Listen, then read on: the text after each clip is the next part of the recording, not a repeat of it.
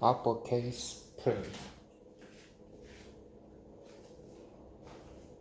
Tipograf Majuscul.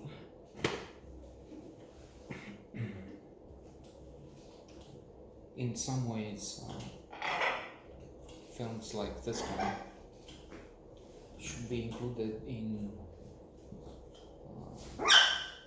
the education of people around the world. Not China, but because in China they have their own propaganda for one thing, and second, they wouldn't allow this because it beats the theory on the head that the communists are better with pandemics and everything else. So it is about what happened in the days of the communist regime here.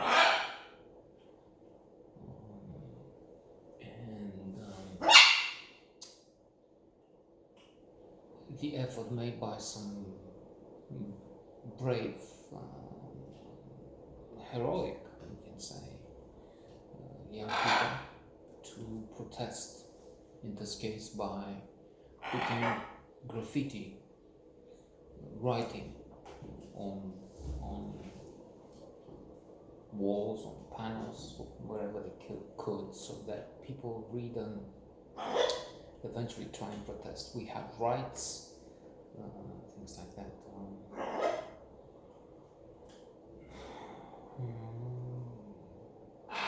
We're tired of sitting in queues. We need food, things like that. Because in spite of what communist propaganda would have you believe,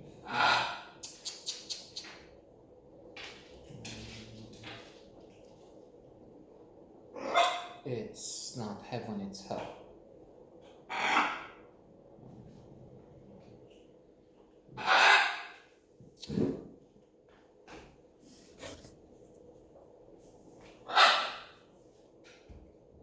There were plenty of jokes. I was thinking which one to say about what happened, what they said. One involved Majuscul, dictator, going to visit the US, and among the things he finds there will be a telephone. He can speak with heaven. Nobody he knows in heaven, but he can speak with hell. At the end, the bill is expensive, $5,000 or so for a minute of communication with him. But he's interested, he buys such a phone, he uses in Bucharest. I'm trying to cut through the chase, through the joke, to the punchline. So back home here, he's talking with her, Stalin, who knows who, the rest of the clique, and spent 3 hours. At the end, the bill is $50, something, $5. He says, "Oh, come, in the US I paid $5,000 for a minute, and here for 3 hours I pay 50 lei, 10 lei, whatever." But the operator says, "Yes, sir, but it was a local court." So they kept saying this is heaven, paradise, but communist paradise, but it was more like hell. And to say another, to try and laugh at what is actually a tragedy, a gloomy period, something which is stolen from my life, from the lives of not here. Here we have those who benefited. We have the descendants of the communist regime, the Red Plague, sons of the old apparatchiks, who all the apparatchiks themselves took over, and many of them live in this gated community with people with Porsches and whatnot, but with, in many cases, salaries that would need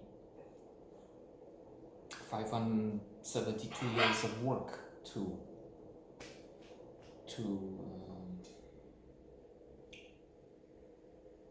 add up to what we can see. Never mind what we don't know. I mean, I don't know in the banks, so that's.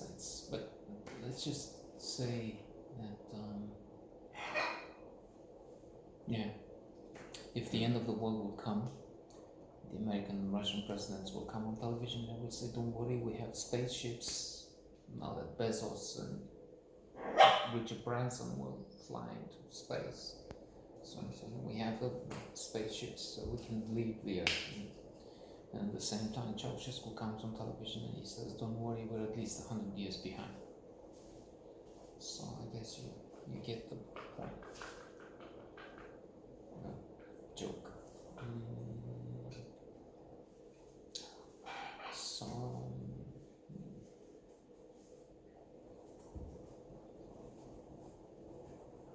Uppercase print is very good at this, showing you something of what happened.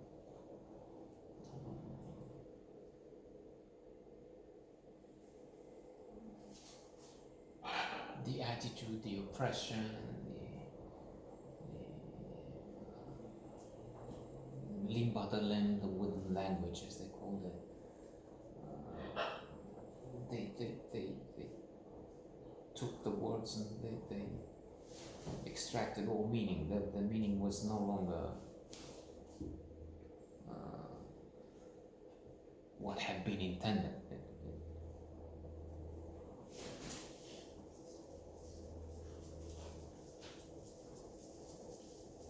Beloved son of the nation.